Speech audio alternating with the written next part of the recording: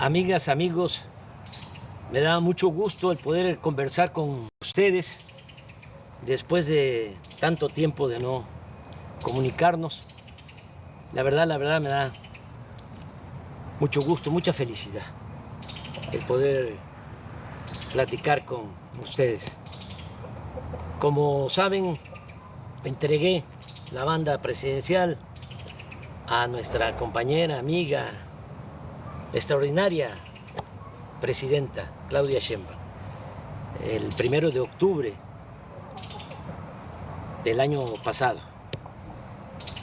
Hace un año y ya cerca de 2 meses. Y desde ese día, desde el 1 de octubre, me vine aquí, a la Quinta La Chingada, Palenque, Chiapas. Esta casa que me heredaron mis padres.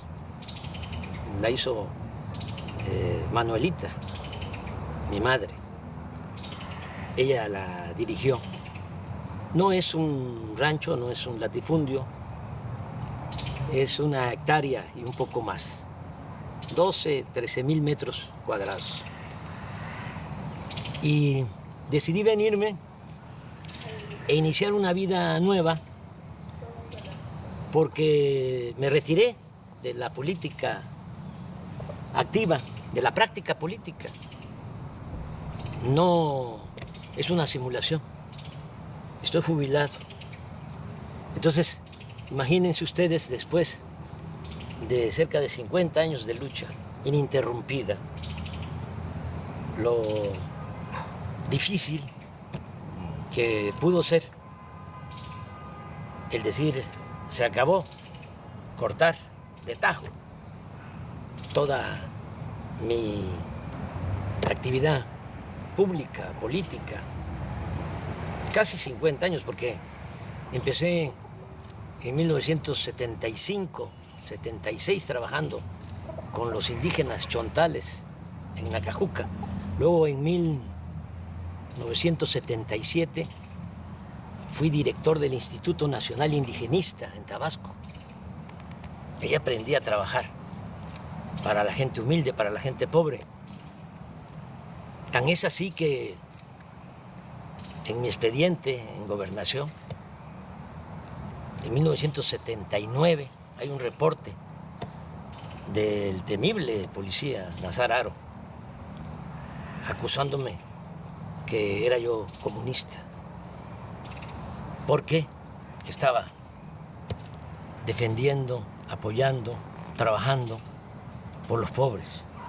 Así comencé y así terminé, porque concluí mi mandato como presidente y logré, junto con millones de mexicanos, ustedes y muchos, algunos ya se nos adelantaron, pero logramos el inicio de una transformación. Llevamos a la práctica el ideal de que por el bien de todos, primero los pobres. ¿Cómo no voy a estar contento? ¿Cómo no voy a estar feliz? Yo siempre he sostenido que la felicidad se obtiene cuando uno trabaja, lucha, procura la felicidad del prójimo. Entonces es cuando ya tenemos bienestar espiritual, bienestar del alma, felicidad. En el gobierno que dirigí, en 6 años, a pesar de la pandemia, con todos los daños, con toda la tristeza que nos dejó esa pandemia de COVID, 2 años muy difíciles, por el dolor y también porque se nos cayó la economía. Bueno, a pesar de eso, en el tiempo que estuve en la presidencia, salieron de la pobreza 13,400,000 mexicanos. Lo voy a repetir, 13,400,000 mexicanos. Nunca se había hecho eso, nunca, en un sexenio. Es un gran orgullo. Cuando llegué a la presidencia, el 42% de los mexicanos estaban en la pobreza, 42% de toda la población. Cuando dejé la presidencia, ya había bajado, la pobreza se había reducido al 29%. Y hay otros datos.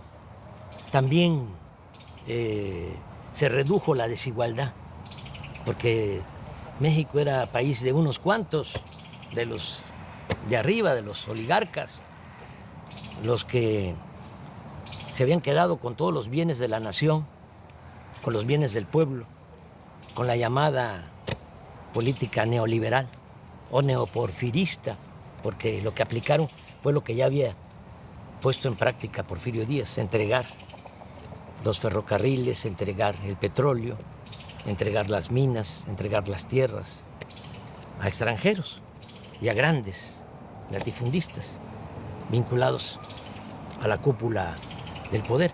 Pues eso es el llamado neoliberalismo. Entonces, se dedicaron básicamente a saquear y se produjo pues una monstruosa desigualdad. En la época de Salinas, cuando hay más multimillonarios en México, ocupamos el 4º lugar en multimillonarios en el mundo, en el sexenio de Salinas. 4º lugar. Primero Estados Unidos, luego Alemania, luego Japón y luego México. Pero millones de pobres. Una injusta, monstruosa, reprobable desigualdad. Bueno, todavía con Calderón, para que tengan una idea, el sector de arriba, de los más ricos, dicen los técnicos, el decil de los que tienen más ingresos. Un rico tenía en la época de Calderón 35 veces más que un pobre del decil, del sector de abajo. 35 veces más. Cuando dejé el gobierno, ya se había reducido la desigualdad a 16%. El rico tenía solo 16% más que el pobre en nuestro país. Y hay otros datos. En el tiempo que fui presidente, los ricos que no les fue mal obtuvieron ingresos a pesar de la pandemia, obtuvieron ingresos del 4%, es decir, incrementaron sus ingresos en 4%, los ricos. Las clases medias en 20%, pero los pobres 35% incrementaron sus ingresos. Le estoy hablando de cifras de datos oficiales que ustedes pueden constatar. Son datos, son cifras del INEGI y del Banco Mundial. Bueno, por eso estoy pues, muy feliz. Imagínense cerrar un ciclo así, logrando ese ideal que se convirtió en realidad. Por eso decidí ya retirarme, no sentirme insustituible, porque ese es el otro problema, actuar como cacique, caudillo, jefe máximo, poder tras el trono. No.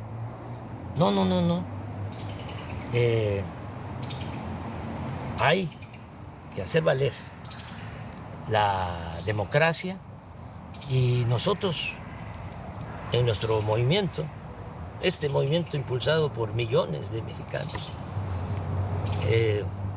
pues tuvimos la enorme dicha de que quien me sustituye en la presidencia es una mujer excepcional, y continúa la transformación.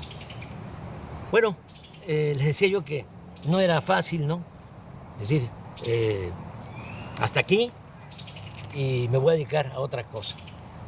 Pensé a qué dedicarme y decidí dedicarme a hacer teoría, a escribir.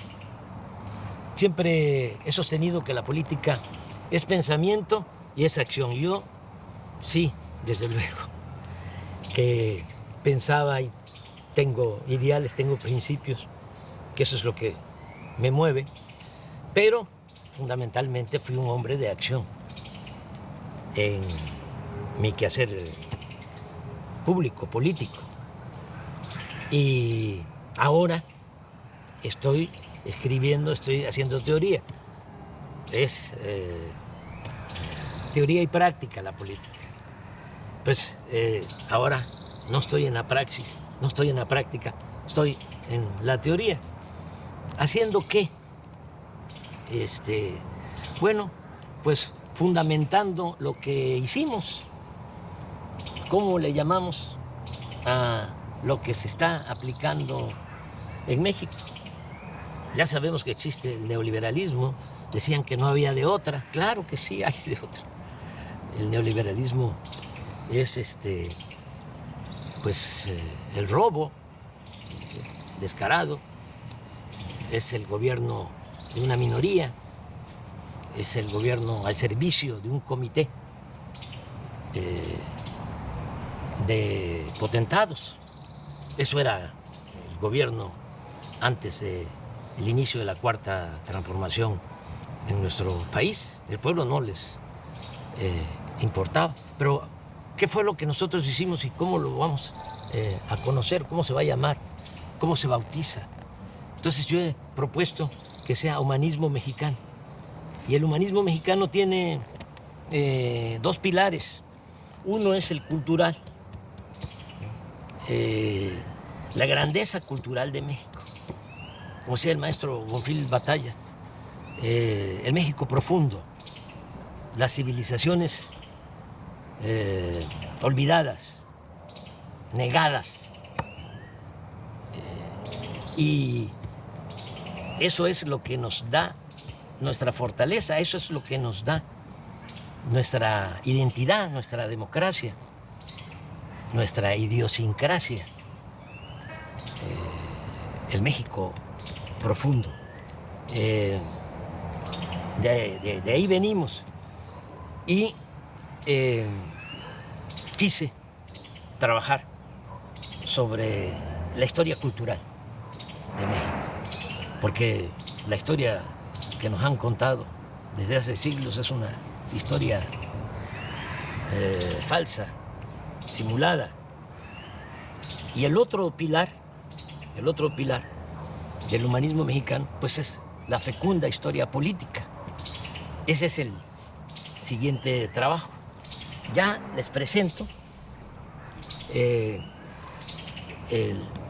primero, el que tiene que ver con la grandeza cultural de México. Así se llama, grandeza.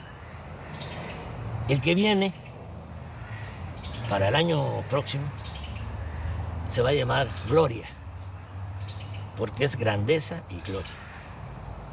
Repito, la grandeza es la historia de nuestras culturas, de nuestras civilizaciones, para desmontar, para echar abajo la historia que crearon, que inventaron los conquistadores, los invasores, y se ha mantenido durante las épocas del dominio de las oligarquías.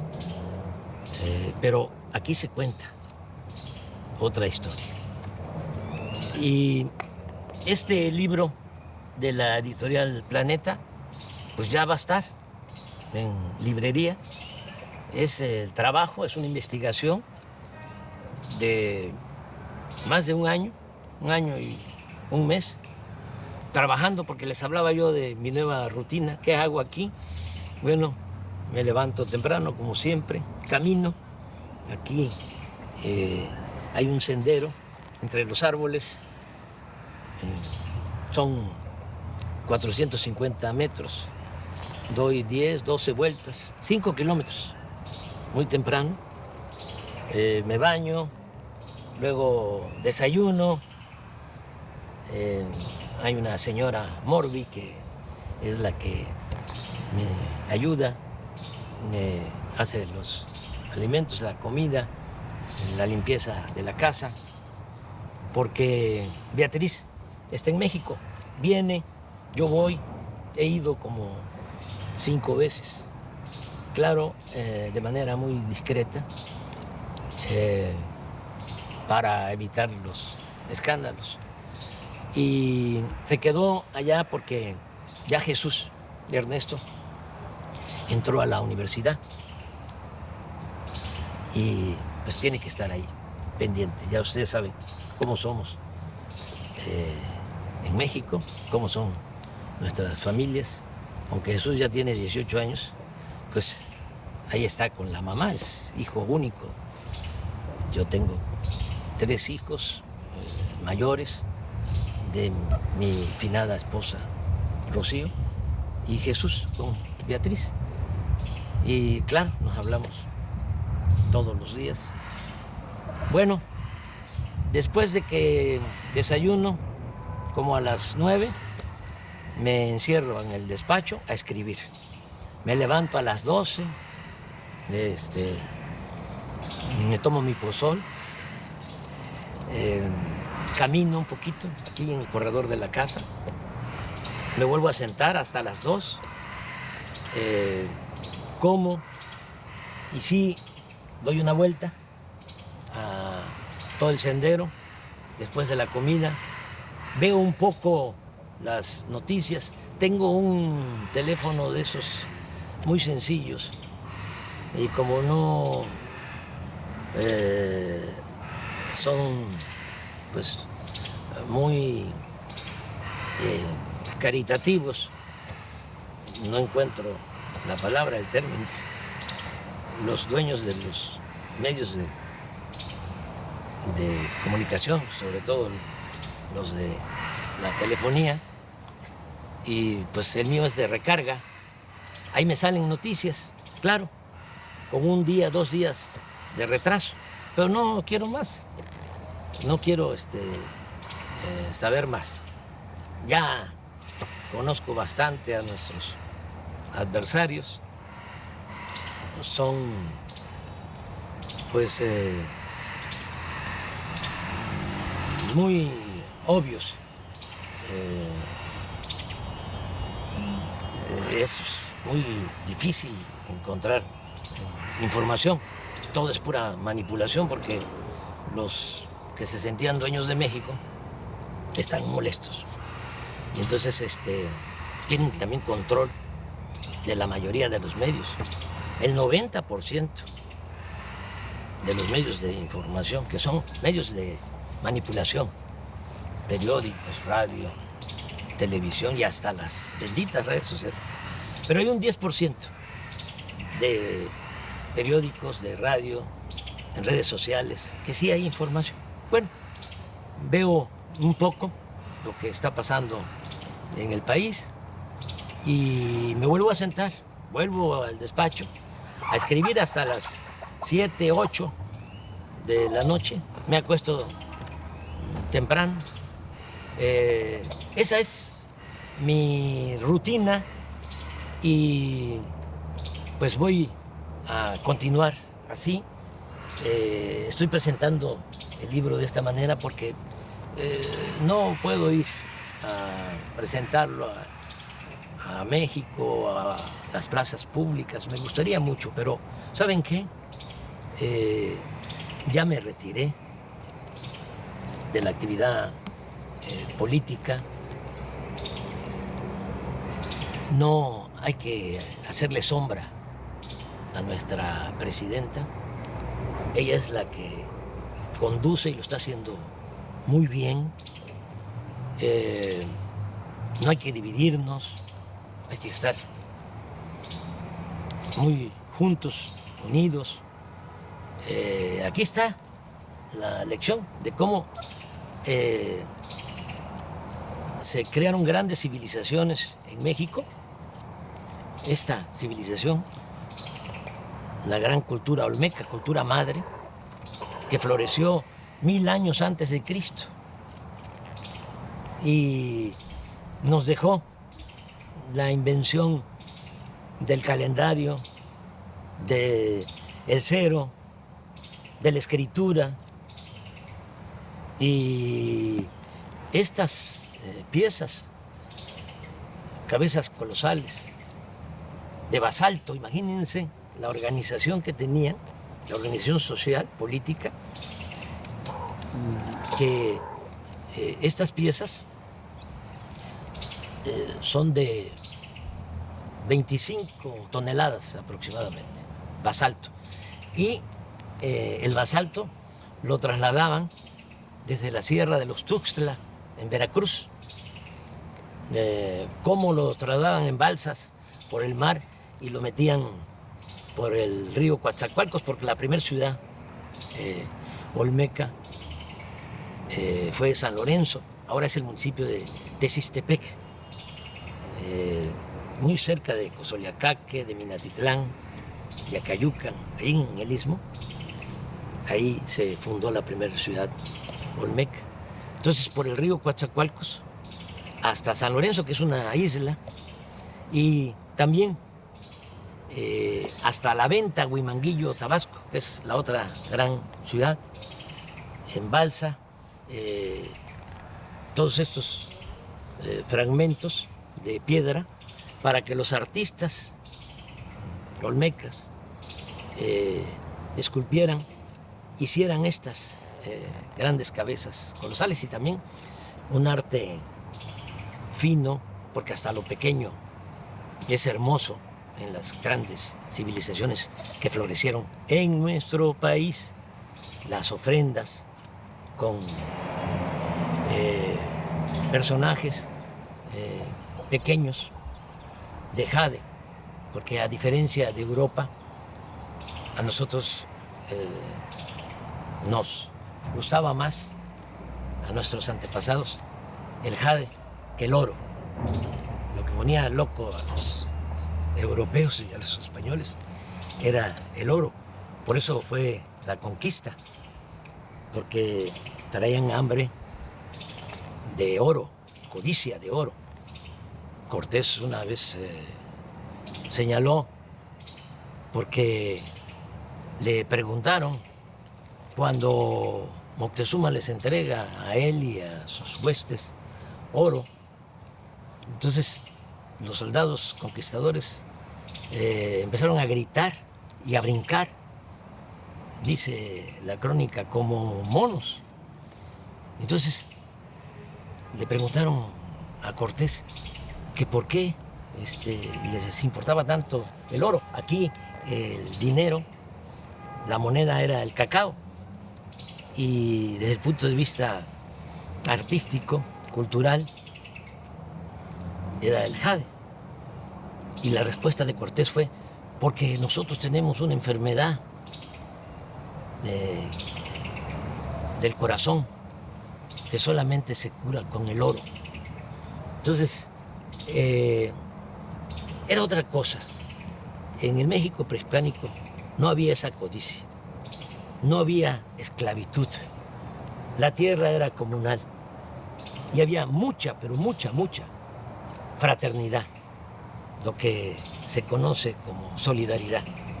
En la familia, familias integradas, solidarias, fraternas, hasta la fecha, pues es todo lo que heredamos. Esto es lo que hicieron los olmecas, pero aquí viene también lo que hicieron los mayas, que mejoraron lo que habían iniciado los olmecas en la ciencia, en el arte, en la cultura. Van ustedes a Palenque y van a encontrar el Templo de las Inscripciones, que se hizo para sepultar a Pacal, el principal de Palenque. Como ya se pueden descifrar los jeroglíficos, ya se sabe que ese personaje se llamaba Pacal, pero imagínense, hacerle un gran monumento, una pirámide. Primero la tumba, con una lápida bellísima, y después de la tumba, el templo de las inscripciones, monumental. Vean eso y vean también en Palenque cómo desviaron un arroyo para meter agua, un acueducto embovedado por en medio de la ciudad. Y volteen a ver el palacio de la zona arqueológica y van a ver cómo están los techos, las bóvedas, con arco falso, porque no había fierro para hacer las estructuras, las cimbras, sino era la matemática, las piedras que iban uniéndose poco a poco en equilibrio hasta que se cerraban. Esa era la arquitectura. Estamos hablando de lo mejor del mundo en esa época. Los mayas en el periodo clásico logran toda esa civilización, logran toda esa creación del siglo IV al siglo IX. Si van aquí cerca, a 100 kilómetros, está Bonampak. Aquí está en el libro, quise poner un fragmento. Los murales de Bonampak. Estos se hicieron como en el siglo VII, siglo VIII. Cuando se pintan estos murales, los pintores mayas de estos murales no los había en ninguna parte del mundo. No lo sabía en Europa en ese siglo, y pasaron siglos para que el arte de Europa igualara al arte de los olmecas, de los mayas. Y lo mismo con los zapotecas de Monte Albán, mixtecos, también de Oaxaca, los teotihuacanos, la ciudad de Teotihuacán llegó a tener 85,000 habitantes. Y desde San Lorenzo, la primera ciudad olmeca, decía yo que se funda 1000 años antes de la era cristiana, ya tenía drenaje. Ya hablé de Palenque, que tenía acueducto, que tenía drenaje. Desde luego, Teotihuacán, drenaje. Xochicalco, en Morelos, drenaje. Todas las ciudades. Tenochtitlán, de los mexicas. Hasta los que la destruyeron, los conquistadores, quedaban admirados de la grandeza de Tenochtitlán. Estaban destruyendo, decían ellos, la más bella ciudad del mundo. Bueno, pero ¿qué pasó? ¿Qué pasó? ¿Por qué eso no se sabe? Porque tuvo una campaña a partir de que llegaron los conquistadores. Como todos los invasores, tenían que justificar sus atrocidades, tenían que justificar por qué venían a saquear. Y entonces echaron a andar una campaña, una propaganda negra, hablando de que los indígenas debían ser esclavos, porque Aristóteles, 18 siglos antes, había propuesto la teoría de que hay quienes nacemos para ser esclavos y hay quienes nacemos para ser libres o amos. Y los humanistas de ese entonces de España, humanistas entre comillas, con ese argumento sostenían que los indígenas tenían que ser esclavos, que no tenían alma, que eran como animales y que además ellos venían a civilizarnos. ¿Qué sucedió? Que se padeció de una gran tragedia porque vinieron a someter a las comunidades, a los pueblos originarios, a esclavizar. A mí me gustaría que este libro lo leyeran los españoles, porque aquí van a ver cómo marcaban, erraban con el fierro del rey en el rostro a los indígenas para esclavizarlos. Y otros horrores. Entonces, ¿qué hicieron? Pues echaron a andar toda una campaña diciendo, son bárbaros, son salvajes, pero además hacen sacrificios de sangre, arrancan los corazones, los exponen, los ofrecen a los dioses. Todo eso es pura mentira, y eso lo demuestro. No hubo sacrificio. Cortés dice, ese fue el que creó todo. Y los frailes, sobre todo Motolinia, hizo la cartilla de las mentiras. Aquí van a encontrar. Y todos copiaron hasta la fecha. Hay muchos, incluso profesionales de la ciencia social, arqueólogos, antropólogos, sociólogos, filósofos, historiadores, que sostienen eso, esa gran mentira. Cortés dice que en 3 días en Tenochtitlán le sacaron el corazón a 8,000 personas, en 3 días. ¿Cómo es eso? Van a sacrificar 8,000. Bueno, pero todavía un fraile, Durán, habló de 80,000 en 4 días. 80,000 que les sacaron el corazón, todavía bullendo, dice, para ofrecerlo a los dioses. Motolinia, también 80,000. Aquí sostengo que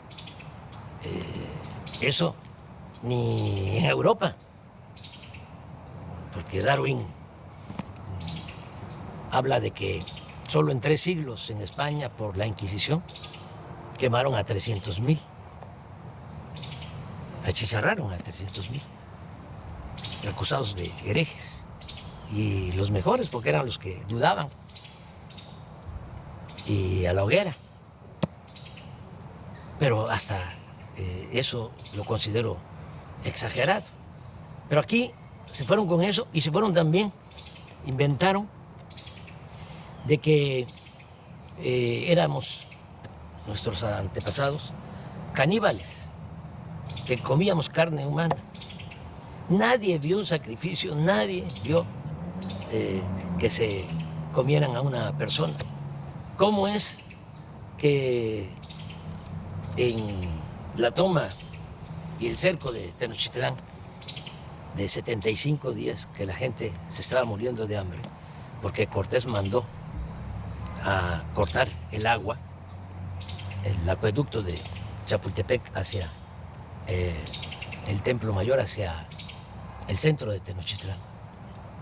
Lo mandó a destruir y además con los indígenas aliados que querían quitarse el yugo de los mexicas, pero inocentemente se pusieron un yugo más grueso, un yugo mayor.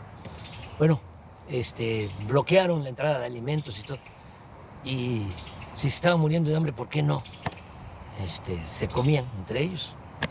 Nada, pura mentira. Y esto es lo que trata el libro. Pero lo más interesante es que en otras partes, lamentablemente en el Caribe, por ejemplo, exterminaron con los indígenas, acabaron con los indígenas. En Estados Unidos lo mismo, es hasta horroroso, ¿no? Repetir lo que decía un general, o le atribuyen a un general, Sheridan, que decía, todavía en el siglo XIX, aquí estamos hablando del XVI, del XVII, del XVIII, hasta principios del XIX, todo lo que fue la colonia, 3 siglos. Pero allá en Estados Unidos, en el XIX, hace menos tiempo, le atribuyen a Sheridan el que dijo que el mejor indio era el indio muerto. Hubo exterminio. Entonces, aquí, ¿cómo se salvaron los indígenas? Claro, cuando llegaron los españoles, hay quienes calculan que lo que es México ahora estaba habitado por 15, 25 millones de personas. 15 o 25 millones de personas.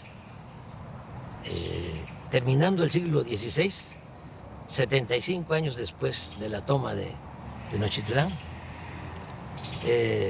la población de México era ya de 2 millones, porque nos trajeron también la viruela y se diezmó la población. Se redujo la población a un 10%. Una gran crisis demográfica. Y encima de eso, la explotación, la esclavitud. Entonces, ¿por qué se salvan los indígenas mexicanos? Porque muchos, incluso los mismos frailes, que vinieron a la conquista espiritual, decían que iba a desaparecer la cultura o las culturas indígenas, que iban a desaparecer. Nadie creía que iban a sobrevivir los indígenas. Bueno, pues resistieron. ¿Cómo resistieron? Porque por el amor a la libertad, por el amor a la libertad, se fueron a los montes, a las montañas, a la sierra, a las islas, a los pantanos, a las zonas de refugio, y se llevaron a cuesta sus costumbres, sus tradiciones. Los nayaritas, los coras, por ejemplo, que eran dueños de todo el valle, de la parte de la costa, se subieron a la sierra. Allá están, coras, huicholes, pero hasta allá los perseguían para esclavizarlos, pero resistieron, y gracias a eso es que nos dejaron este legado cultural, nuestra identidad como mexicanos, que es lo que nos ha protegido siempre. Nos caemos y nos levantamos. Una gran reserva de valores culturales, morales, espirituales. Quedó la raíz y quedó el tronco, porque cuando se logra la independencia, pues ya no tenemos 15 millones, ni 25 millones, como antes de la llegada de los españoles, 300 años antes, 1821, tenemos 6.300.000. Sí, pero la buena nueva es que de esos 6.300.000, el 80% eran indígenas. Es decir, de cada 10, 8 indígenas. Y portadores de las tradiciones y de las costumbres. Y eso es lo que nos ha servido como escudo, es lo que nos protege, porque el mexicano es trabajador, el mexicano es honesto. La corrupción la trajeron los españoles, lo pruebo. Aquí no había codicia, no había robo. Las casas no tenían puertas, no tenían ventanas. Ya dije de que lo que había era ayuda mutua, tequio. Si se necesitaba hacer algo, todos cooperaban, todos ayudaban en una comunidad. Pues somos herederos de esas civilizaciones, y por eso México sigue siendo una potencia cultural en el mundo. Somos el cuarto país en el mundo con más lenguas. 290 lenguas se hablan en nuestro país. Primer lugar en América. Todo esto lo van a encontrar aquí para sentirnos orgullosos, porque con toda la campaña de difamación se desató el racismo. Y todavía, ¿no? Se escucha indio patarrajada, indita, naco, cuando deberíamos estar orgullosos de nuestro pasado. Sobre esto trata el libro y muchas otras cosas. Les va a gustar, estoy seguro. Les va a llevar tiempo, porque sí, por más que quise resumirlo, el original eran 1000 cuartillas, el libro tiene 600 y es una investigación. Y tengo que fundamentar todo lo que aquí sostengo. Entonces, se los recomiendo y, como les decía, ya para el año próximo viene Gloria, que es la historia política desde la independencia hasta la transformación.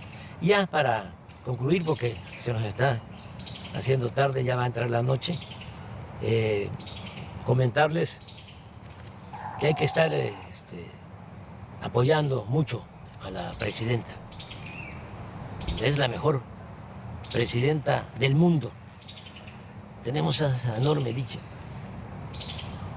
Vean cómo son los presidentes, los jefes de Estado en otros países y comparen. Además, fiel al pueblo, fiel a los principios de la transformación, sosteniendo que solo el pueblo puede salvar al pueblo. Solo el pueblo puede salvar al pueblo.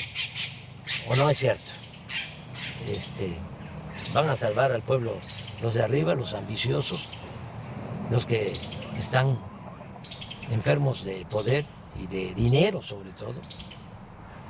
No, es el pueblo el que salva al pueblo. Y con el pueblo todo y sin el pueblo nada. El pueblo es el que manda en la democracia. Y por el bien de todos, hasta de los ricos, por el bien de todos, primero los pobres. Si no se atiende a la gente humilde, a la gente pobre, no se logra la paz. La paz es fruto de la justicia. Y nosotros tenemos paz y hay estabilidad política. Nada más que como puede más el sectarismo, el dogmatismo, el fanatismo de nuestros adversarios, puede más que el sentido común, no internalizan nada, ¿no?, de lo que se ha hecho y se va a seguir haciendo. Y hay que apoyar mucho a la presidenta, porque todavía es temporada de sopilotes. Y hay buitres, y hay halcones. Aquí no, aquí hay pajaritos, mire. Y al rato vienen las guacamayas, y vienen tropas de monos, de zaraguatos. Esta es mi vida, pero regresando, apoyar mucho a la presidenta. Yo no voy a recorrer el país, les comentaba, para presentar el libro, porque voy a seguir retirado, jubilado. Solo saldría a la calle por 3 razones. Una, si atentaran contra la democracia, como lo hacían antes, decían los grandes fraudes, ¿no?, los potentados, los oligarcas, con los corruptos, para que el gobierno estuviese a su servicio.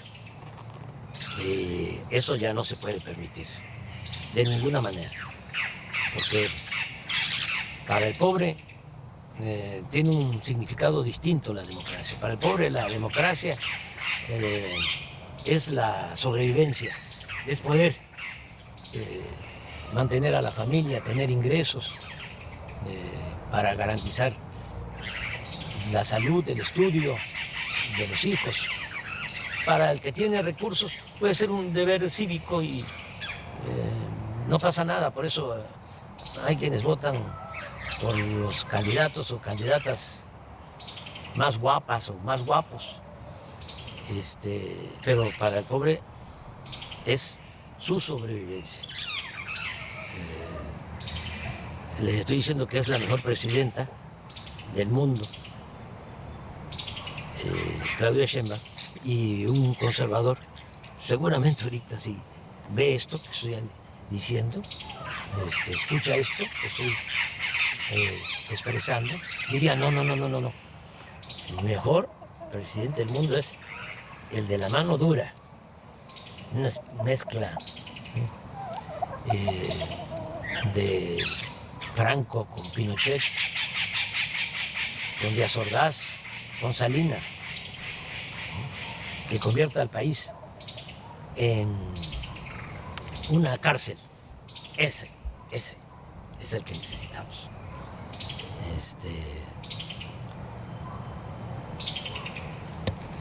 Una gente que no le tiemble la mano dura, dictadura.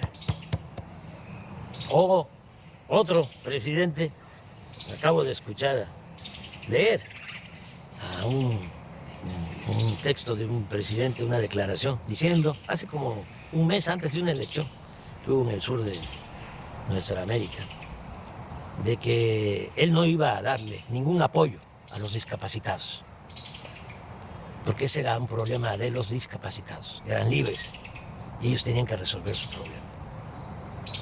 Así son los conservadores, así piensan. Yo recuerdo que Fox decía que para qué darle pensión a los adultos mayores, que había que ponerlos a trabajar.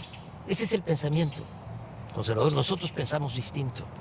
Nosotros pensamos que el Estado tiene una responsabilidad social. El gobierno no puede incumplir con su responsabilidad social. El gobierno tiene como objetivo garantizar el bienestar y la felicidad del pueblo. Ese es el objetivo principal del gobierno. No estar al servicio de una minoría rapaz. Entonces, hay que apoyar mucho a la presidenta, nuestra presidenta. Les decía, yo saldría para defender la democracia, saldría también para defenderla a ella. Si hay intentos de golpe de Estado, si la acosan, salgo. Entonces sí, pero eso no creo que pase. De todas maneras, no está mal que sepan en qué circunstancias sí podría yo salir, sí saldría yo a la calle. Y la tercera razón por la que saldría a la calle sería defender la soberanía de México, porque nuestro país es libre y es independiente, es soberano. Nosotros no somos colonias de ningún país extranjero. Nos ha costado mucho ser un país independiente, soberano. Y si se violara la soberanía, entonces sí saldría a la calle. Ya nos está llegando la noche. Ya nada más despedirme, decirles que les quiero mucho, sinceramente. Mucho, mucho, mucho. Que amor con amor se paga. Como decía el inolvidable Juan Gabriel. Es amor eterno. Un abrazo de todo corazón.